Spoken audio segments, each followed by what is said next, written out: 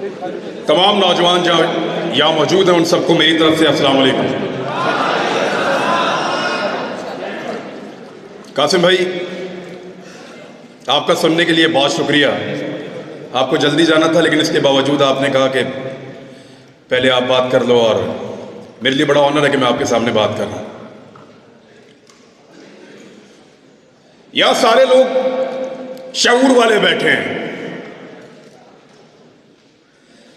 नौजवान हैं, इनके साथ इनके ख्वाब बंधे हुए हैं।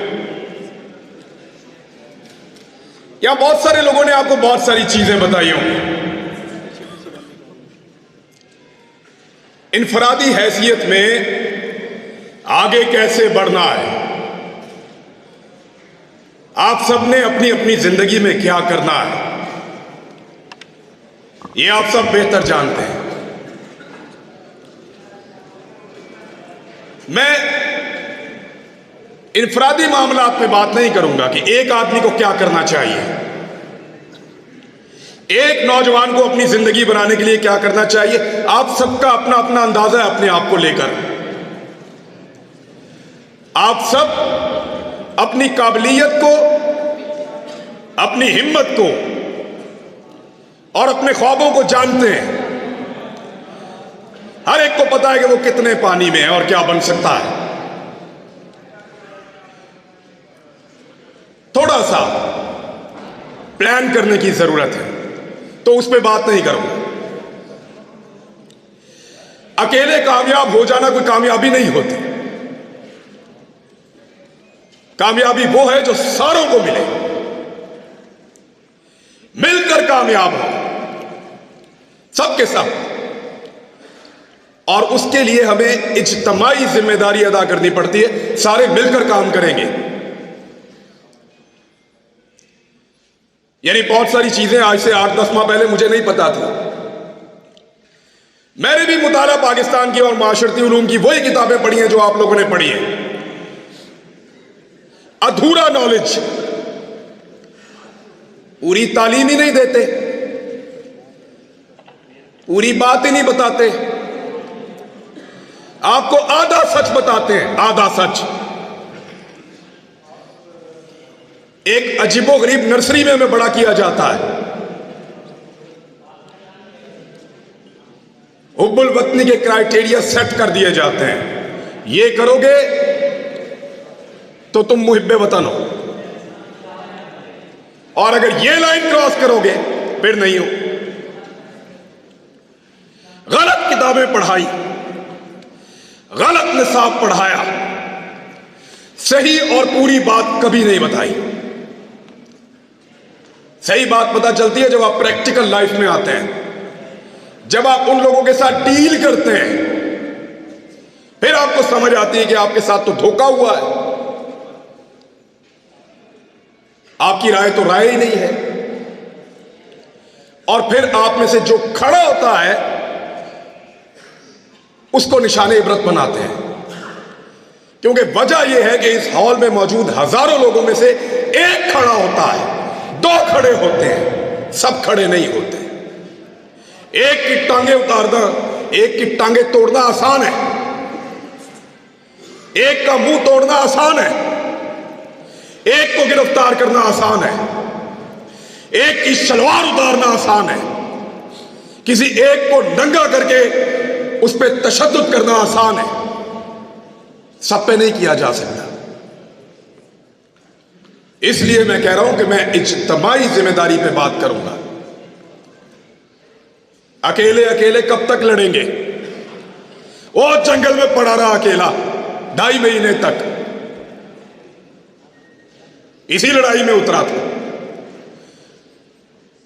अरशद शरीफ, तकलीफ होती है उसके बारे में बात सुनकर। जब मोबाइल खोलता हूं बीच में आता है वो कहीं, कोई ना कोई तस्वीर बीच में होती है, तकलीफ होती है। अकेला जंगल में पड़ा था 2.5 महीने तक। उसने अपने मुंह से कहा कि मैं एक कमीज के अंदर बार बार प्रोग्राम कर रहा हूं। किसके लिए लड़ रहा था? हक के लिए।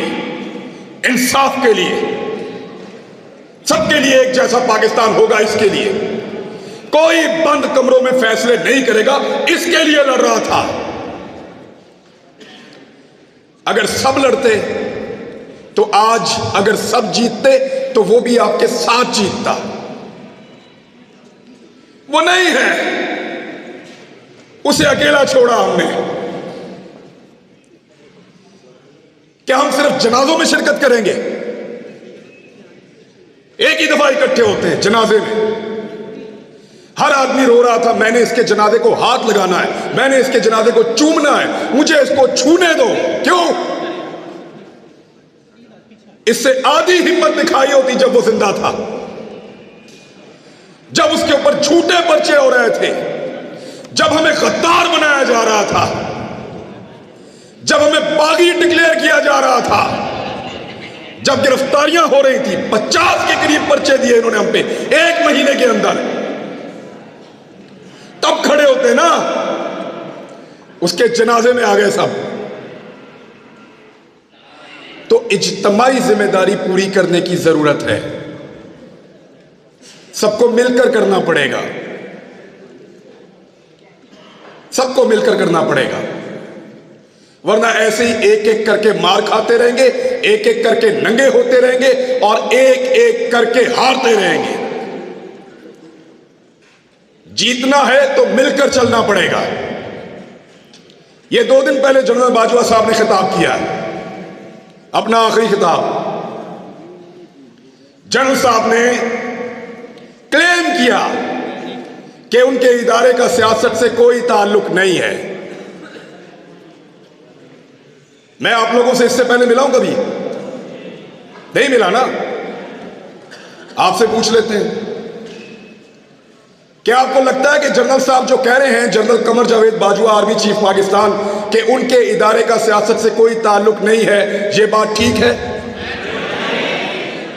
चलो जनरल साहब को भी दिखाते हैं ना। जनरल साहब देखें, उधर मोड़ो कैमरा, दिखाओ, मोड़ो कैमरे उधर। जिन लोगों को लगता है कि जनरल कमर जावेद बाजवा ने कहा कि सियासत से फौज का कोई ताल्लुक नहीं है, ये बात ठीक है, वो जरा हाथ खड़ा करें। ठीक है।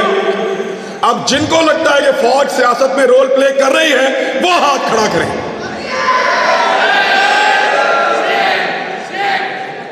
लो जनरल साहब, ये रह गया एतबार आपका। निकलो बाहर, पूछो लोग किसकी इज्जत करते हैं, पता करो मारने वालों की इज्जत कर रहे हैं या मरने वालों की। पूछो जिन्होंने जमीन तंग की, जिन्होंने मारा, बाहर लोग उनकी इज्जत कर रहे हैं। निकल के देखो पूरी दुनिया के अंदर, जाओ जाओ, निकलो पूरी दुनिया में, तुम्हें तुम्हारी औकात पता चले। लोग तुमसे प्यार करते हैं या जान देने वाले अरशद शरीफ से प्यार करते हैं, पूछो जाके, आईना नजर आएगा, औकात पता चलेगी। जान से ही मार दिया। इस मुल्क को उसके लिए इन्होंने जहन्नुम बनाया था, साबिर शाकिर के लिए जहन्नुम बनाया था, सबको परेशान किया है, हमारे खानदानों तक को हरासा किया गया है, क्योंकि हम अकेले अकेले लड़ रहे थे। सबको लड़ना पड़ेगा। तुम्हें सिर्फ मारना आता है, तुमने सिर्फ मारना सीखा है, हमें मरने के अलावा भी बहुत कुछ आता है, और वो हम करके दिखाएंगे इंशाअल्लाह।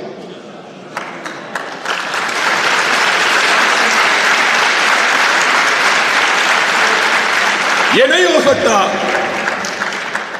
कि तुम बंद कमरों के अंदर फैसले करो कि मुझे उसकी शक्ल पसंद नहीं है, वो मेरी बात नहीं सुनता, वो मेरे से ज्यादा मकबूल हो रहा है, वो मेरे मफाद के रास्ते में आ रहा है, वो मुझे ये नहीं दे रहा, वो मेरे कहने के ऊपर ये काम नहीं कर रहा, निकालो इसको, दूसरा लेकर आएंगे। क्यों? तुम्हारे बाप का मुल्क है, हमारा पाकिस्तान पाकिस्तान।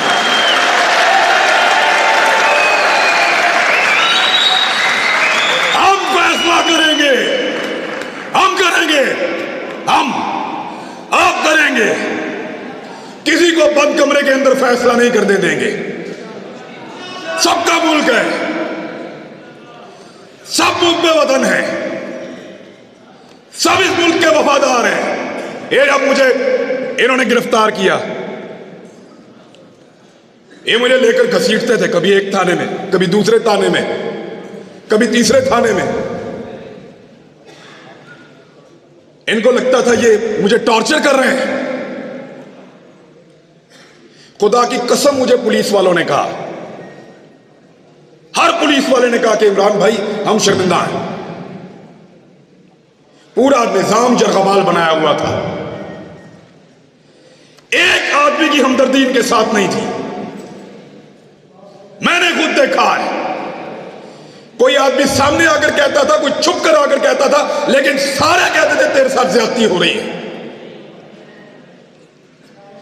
लेकिन जिस दिन सब मिलकर कहेंगे, आदम सवाती ने अकेले बुजुर्ग आदमी ने तमीज सिखा दी ना। आज देखा आपने, पहले उसको रात के अंधेरे में गिरफ्तार किया, रात को आए चोरों की तरह, डाकुओं की तरह, उसकी फैमिली के सामने उसको मारा, टॉर्चर किया, जलील किया, ले जाकर कपड़े उतारे, वीडियो बनाई और उसको रुसवा किया।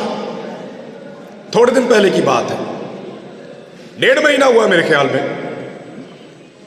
आज आदम सवाती फिर गिरफ्तार हुआ है, लेकिन कैसे हुआ? सुबह मजिस्ट्रेट साहब आए, दरवाजा खटखटाया, आदम सवाती साहब घर में हैं? जी हैं, बाहर बुला लीजिए। आदम सवाती साहब बाहर आते हैं और उनको वारंट दिखाया कि हुजूर आपके खिलाफ कानूनी चाराजोई हुई है, ये वारंट मौजूद है, आपकी गिरफ्तारी करना चाहते हैं। बड़े ना बंदे ने पुत्र, एक आदमी तमीज सिखा रहा है। सोचो,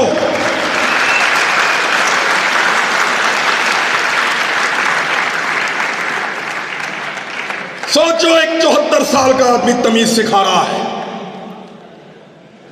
उसकी पॉलिटिकल पार्टी को भूल जाएं आप, हो सकता है वो नून लीग से होता, हो सकता है वो जमात इस्लामी से होता, हो सकता है वो पीपल्स पार्टी से होता, कहीं से भी, लेकिन तमीज सिखा दी है उसने। अब रात को नहीं आएंगे, कपड़े नहीं उतारेंगे, वो जुल्म नहीं करेंगे। तो इसलिए डट जाना जरूरी है। जितने लोग आज तक तारीख में डट गए, क्या उन सबको यकीन था कि वो जीत जाएंगे? नहीं, बिल्कुल नहीं। अंधे को भी नजर आता था कि ये जंग जीते जाने के काबिल नहीं है। पोरस को पता था कि सिकंदर बहुत ताकतवर है। सबसे बड़ी मिसाल देता हूं, क्या इमाम हुसैन रजी अल्लाह तआला अन्हु को और उनके साथियों को नहीं पता था? यकतरफा लड़ाई थी। जरूरी नहीं है कि आपने सारी लड़ाइयां जीतनी हो, कुछ लड़ाइयां आपको सिर्फ लड़नी होती हैं, उनमें उतरना पड़ता है।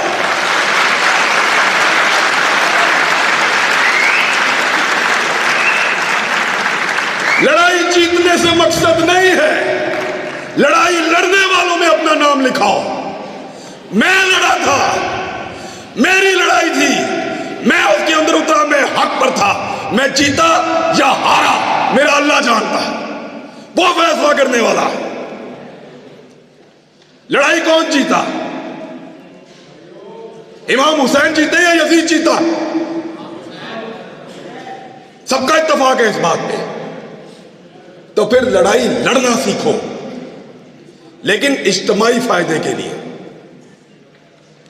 सर को नीचे फेंक देना, मसलिहत के तहत चुप हो जाना, इसको हमारे यहां पे लोग अक्लमंदी कहते हैं। अक्लमंदी नहीं है, बुज़दिली है। मैं भी बुज़दिल था जब तक मुझे नहीं पता था। जब समझ आई तो मैं लड़ाई में आ गया। मुझे नहीं पता कल क्या होगा, इसका अंजाम क्या होगा। ये जो रिजीम चेंज ऑपरेशन हुआ पाकिस्तान में, सारे के सारे इसके बेनिफिशियरी हैं। जिन्होंने किया उनके केस खत्म हो गए। जिसके खिलाफ हुआ, जब मर्जी इलेक्शन कराओ जीत जाएगा। यानी इमरान खान को भी फायदा, शहबाज शरीफ को भी फायदा, जो करने वाले उनका भी फायदा। सब कुछ ना कुछ लेकर गए। नुकसान किसका हुआ? हमारा हुआ है। हमारा एक आदमी कम हो गया है। अगर दोबारा लड़ाई होगी तो हम अपने एक बेहतरीन आदमी के साथ मैदान में नहीं आ सकेंगे। हमारा एक आदमी कम हुआ, अरशद शरीफ। नुकसान तो हमारा हुआ है, फायदा तो सबने उठा लिया है। मेरी आप सबसे गुजारिश कि लड़ाई को लड़ना सीखिए, इस रविश को बदलिए। अगर ये इस्लामी जमहूरिया पाकिस्तान में डेमोक्रेसी है तो फिर सही वाली होनी चाहिए, या तो निजाम को ही बदल दो। ये नहीं हो सकता कि आप दुनिया को पढ़ाएं कि पाकिस्तान में जमहूरियत है और जहां पे आप तमाशा लगाकर रखेंगे, चार बंदे बैठेंगे और फैसला करेंगे और पूरा का पूरा निजाम बदल देंगे। ये नहीं होने देंगे। कहने को मैं और बहुत कुछ कह सकता हूं, फिर इन लोगों को फोन आएंगे, फिर इनसे पूछेंगे मुंतजिम कौन था।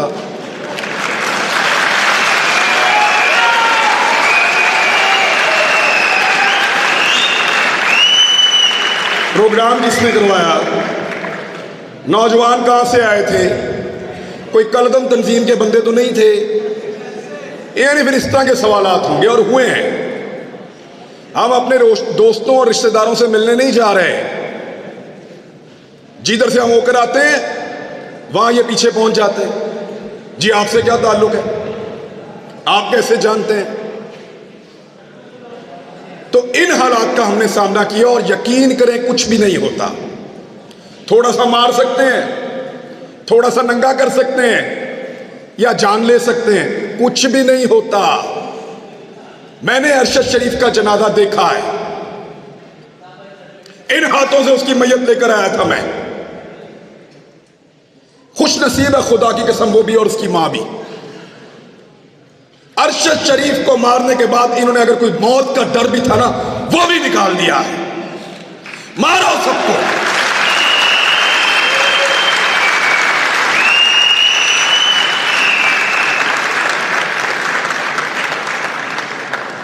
क्योंकि जब आपको इस बात का यकीन हो कि आप तारीख की दुरुस्त सिमत पे खड़े हैं, जब आपको यकीन हो कि आप जुल्म के खिलाफ खड़े हैं, तो फिर इससे कोई फर्क नहीं पड़ता कि आपके साथ क्या हो रहा है।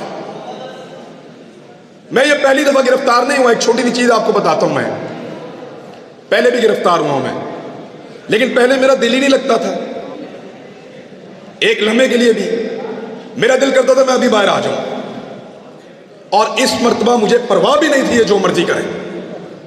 जब आप किसी कॉज के साथ खड़े होते हैं, जब आपको लगता है कि आप जुल्म और जबर के खिलाफ खड़े हैं, तो फिर अल्लाह ताला भी आपको हौसला देता है, आपको इस्तकामत देता है और आपको सब्र देता है। मैंने सीखा इन दिनों में ये सारा कुछ।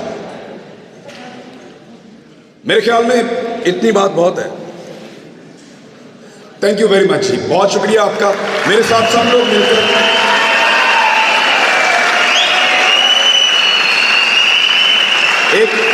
एक नारा लगाएं मेरे साथ सब मिलकर, ताकि हम जाते जाते गद्दारी के सर्टिफिकेट बांटने वालों को ये बताएं कि सिर्फ तुम ही मुहिब्बे वतन नहीं हो। Pakistan, Pakistan. Thank you very much.